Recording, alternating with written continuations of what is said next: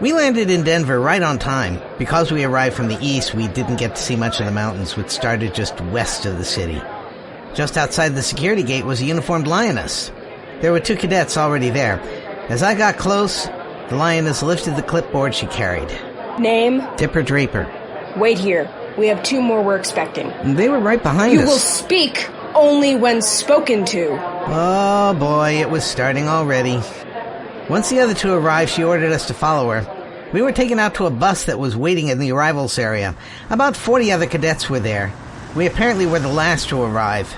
There were 2 other officers there, both standing at ease. As your names are called, you will approach the bus. Drop your duffel, which will be taken by one of the officers. You will then hand your form I-23 to the other officer by the bus and enter the bus, filling from the back forward. Anderson Michael.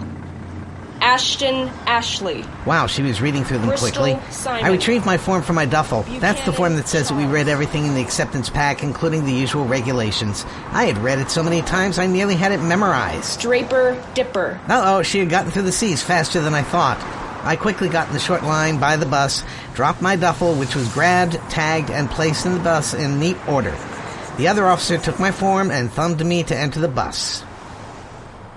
It took another few minutes to get everyone on the bus. The thump of the luggage doors tells us that we were about to embark.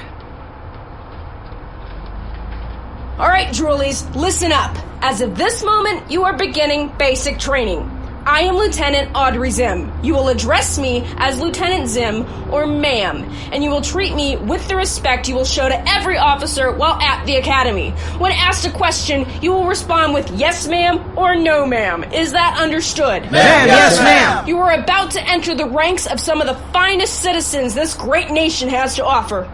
Going back to Eddie Rickenbacker, Frank Luke Jr., She went on Daniel and on James like that Jr. for an entire hour. Every few minutes she asked a question that we, of course, had to answer yes or no, ma'am, to. At long last, the bus arrived at the academy. Other buses had already arrived, as there were a number of squadrons lined up. Some were already drilling. Once the bus comes to a complete stop, you will exit the bus in the reverse order you entered. Find your duffel and follow the directions of the officer who will be waiting for you. Is that understood? Ma'am, yes, ma'am! With that, she stepped off the bus. The officer that had been at the front of the bus the whole time indicated who was to exit next by asking names. Once he got to me, he said, Dipper Draper of the Beach Bears, correct? Yes, sir. Get moving, Pooh, you're next. Pooh. You laughing? No, sir. I brushed off the obvious insult. I then exited the bus and found my duffel waiting. I took off at a near run in the direction I was told to find most of the other cadets standing in a rectangle of circles that had been painted on the pavement. As each cadet arrived, they were indicated which circle they were to stand on. You are now to remove any electronics from your duffel and present them to the squadron leaders as they come by. You are not permitted any electronics or cell phones during basic training. They will be returned to you after basic training. Withholding any electronic devices will be subject to administrative discipline. Administrative discipline. That seemed to be the words out of her mouth every 5 seconds. Do this or be subject to administrative discipline. Don't do that or be subject to administrative discipline. I stuffed my phone and earbuds into the padded case I had for my laptop and handed it to the officer as she came by. From this moment, I was cut off from the rest of the world. The academy was my world now. All right, duffels up. You will now go in the direction your squadron leaders to the right direct you. Starting from the first row, let's move. First off, we had uniform issue. No, just shorts, t-shirts, boots, and fatigues for now. Dress uniforms would come later. The people issuing them basically sized you up, handed you a package, and told you to stuff it in your duffel for now, except for the boots. Those they made sure fit well. We then got taken out to the backfield and ordered to strip. That was a bit embarrassing, but, well, fur covered just about everything for the mammals, and you never really saw anything on the reptiles or avians anyway, so... Then they led us on the run to what looked like a long trough. Oh yeah, I remember seeing a video about this. This was the dip. The trough was filled with a delousing solution. There was a low wall right in the middle that went below the surface of the liquid. You will now enter the dip in a single file. You will proceed quickly through the trough, under the wall, and back up the other side. Do not open your eyes or mouth while under the surface. Breathe out through your nose. I got in and out as quickly as I could, what with cadets in front and in back of me. Even through closed eyelids, you could feel a slight burn in every orifice, ears, nostrils, and other areas. As I came out on the other side, my hand was grabbed and I was guided out of the trough. A towel was wiped roughly over my eyes and I was told I could open them. Man, no way did I want to have my eyes open under that. Then they parade us around the track, still nude. I assume all that had a double purpose, first to get us used to drilling, and also to give the dip time to work and dry. After about 15 minutes of this, they brought us back to our duffels, told to pick them up and follow them to the dorms. As they called out names, they had us enter our rooms, 2 each. This room is to be kept in perfect order for inspection at any time, day or night. You may now shower, put on your uniform t-shirt and shorts, and meet back outside when you're done. My roommate didn't say a word to me. He just automatically took his shower first. I didn't mind. I mean, I've been waiting years for this opportunity to be here. I could wait a few minutes more. I then took my shower, dried off, and came out. My roommate was already gone by then, leaving his duffel beside one of the bunks. I put mine on the other, dressed and headed outside. Our squadron consisted of about 50 doolies.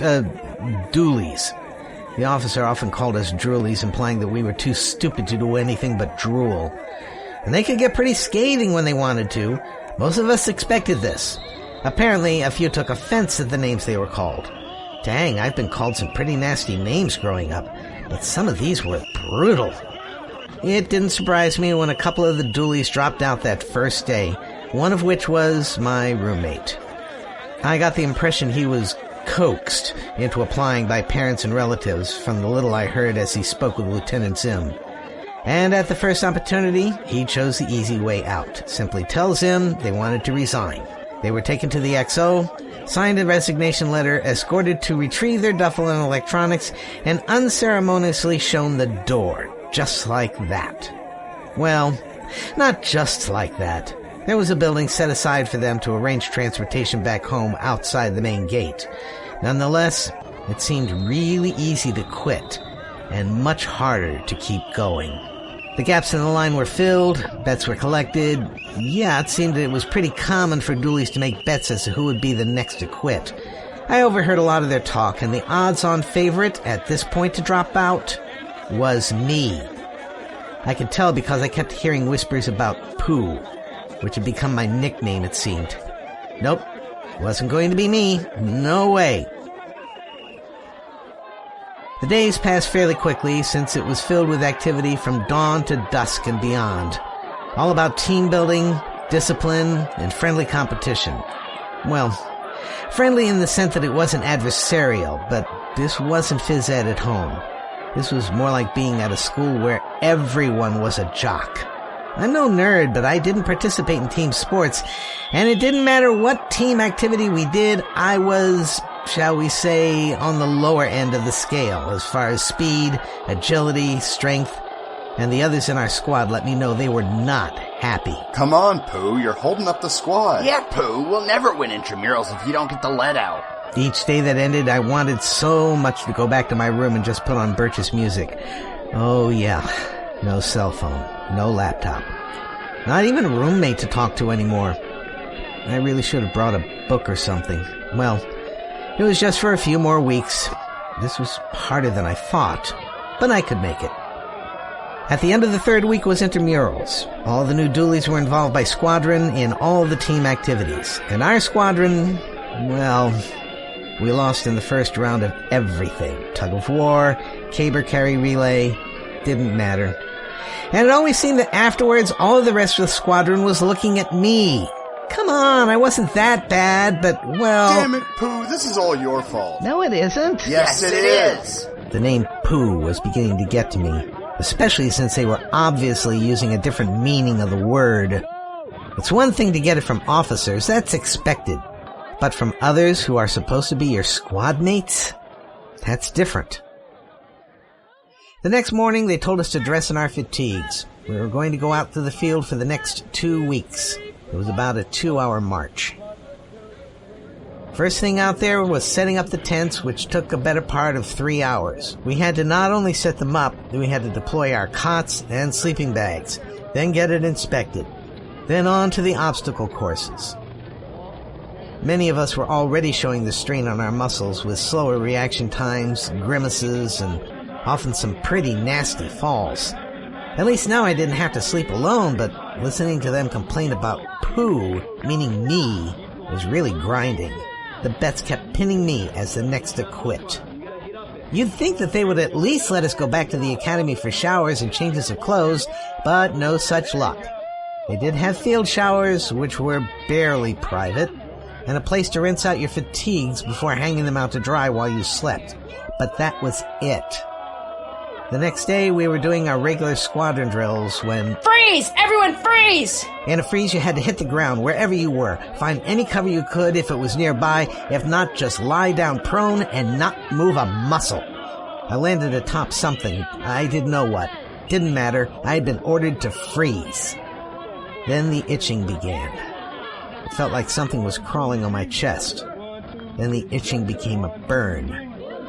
Then a fire. My God, I had landed on a nest of fire ants. They were crawling all over me. Now my stomach was on fire. And my neck. I couldn't take it anymore. I had to get them off. I quickly stood and started brushing them off before they ate me alive. I felt a quick shove from behind and landed on top of the nest again. I said freeze, Dooley! That tears it! Bad enough I was covered by fire ants, but be expected to just lie there while they turned me into ant food? No! I got up to popper one. I pulled back my fist and came to when my face was splashed with water. On your feet, Dooley! We're moving out! I was lying on my back. I felt my jaw, wondering if it was still there. It hurt so bad.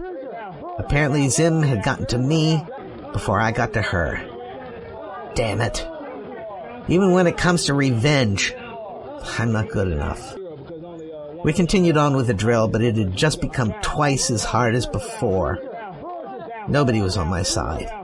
I tried to remember the song Birch wrote, but now it mocked me more than comforted me. It took everything I had to just keep up, what with my jaw aching and my chest burning from the ants. That was fortunately fading, but still, I honestly didn't want to try anymore. Everyone was against me.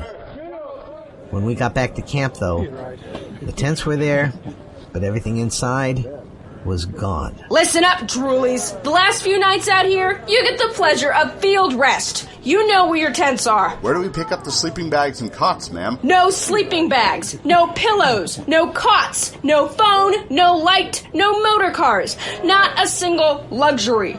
You will huddle together for warmth. The more cold-blooded among you had best take the outside edges. Once the sun goes down, there will be no lights, no loud talking. Reveille will be precisely at dawn. Nothing? We were sleeping on the hard ground with nothing? Good grief, this was too much. I tried to get a spot near the center, but no good. I got pushed out and ended up in the outer ring. Fortunately, it wasn't cold, but the temperature was supposed to get down to about 60. A bit chilly, but it should be okay. The smell, though. Good grief. It smelled like a locker room after a professional mud wrestling match. I was smelling things I had no idea what was producing it, and frankly, I didn't want to know. $10 says Pooh quits tonight. You're on. I tried to sleep, but couldn't. Didn't matter what position I took, my jaw hurt too much to sleep. It didn't feel swollen, but it definitely got jammed up against my top teeth, something hard. I think I was lucky I didn't bite my tongue or cheeks, or lose a tooth. But right now, I just wanted to talk to someone. Anyone. A friendly face and voice. I didn't care who. But all the other doolies were betting against me. Not on if I would resign, but when. And now the officers are against me. I was alone. Completely alone. Lonely, I'm Mr. Lonely. I have nobody for my own. I'm so lonely. I'm Mr. Lonely. Wish I had someone to call on.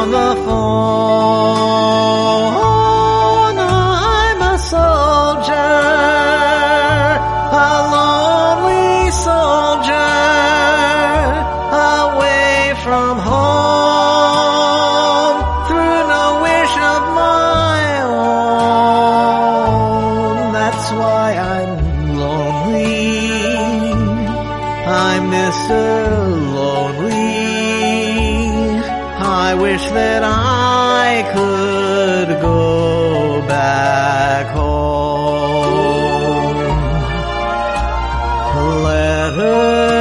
Letters, never a letter. I get no letters in the mail. I've been forgotten. Yeah, forgotten. Oh, how I wonder how it is that I failed.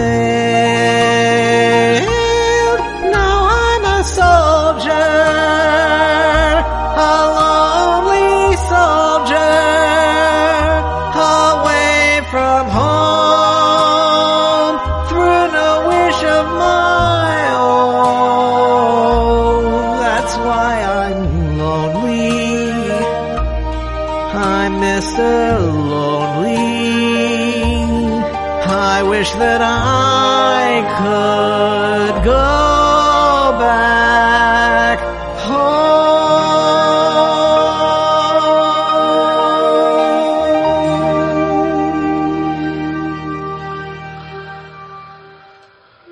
I couldn't do this. My dad knew it. That's why he was keeping a room for me back home. Back home. That's it. I'm going back home. Let them win their bet. It didn't matter. Tomorrow I'm going to the XO and resigning. You know, suddenly I felt very calm. I knew what I had to do. Sir, I want to resign. That's all I have to say. Sir, I want to resign. Sir, I'm...